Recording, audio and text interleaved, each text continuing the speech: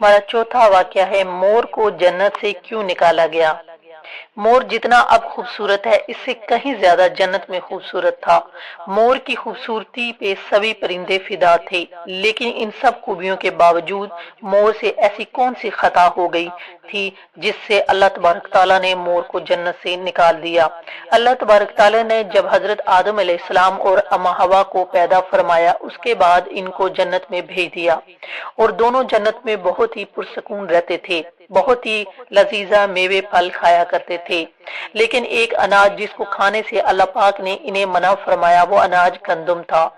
चूंकि शैतान हजरत आदम अलैहिस्सलाम की वजह से ही जन्नत से निकाला जा चुका था, इस वजह से शैतान की हजरत आदम अलैहिस्सलाम से दुश्मनी हो गई थी। शैतान ये चाहता था कि वो किसी भी तरह हजरत आदम अलैहिस्सलाम को जन्नत से निकाल दे और साथ में अम्मा हवा को भी जन्नत से निकाल दे।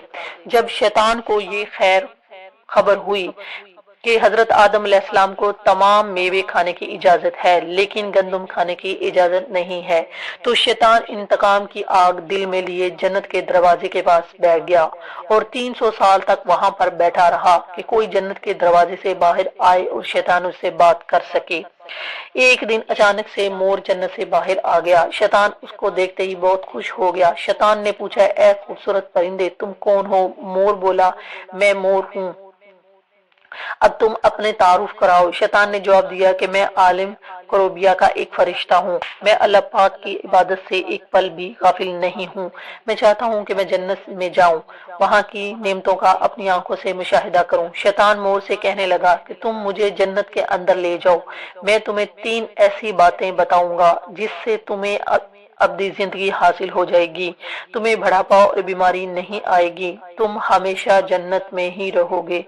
शैतान की ये बातें सुनकर लालच में आकर मोर ने कहा कि मुझ में तो इतनी ताकत नहीं कि मैं तुम्हें जन्नत के अंदर ले जाऊं, लेकिन एक सांप मेरा दोस्त है, वो शायद तुम्हारी मदद कर सके। ये कहकर मोर सांप के पास आया, उसको सारी बात बताई। सांप भी शैतान की बातों से बहुत खुश हो गया, फिर शैतान को अपने मुंह में छुपा के जन्नत में दाखिल हो गया और यूं शैतान अपनी चाल में कामयाब हो गया। जन्नत के तमाम निगहबानों को ये मालूम था कि शैतान पे चाल चल रहा है, ये चल रहा है और जन्नत में दाखिल हो चुका है। फरिश्ते शैतान को जन्नत से निकालने लगे, तब ही अल्लाह पाक का हुक्म हुआ कि इसको भी अभी तक जन्नत में ही रहने दिया जाए और फरिश्ते अल्लाह तबारक ताला के हुक्म से रुक गए।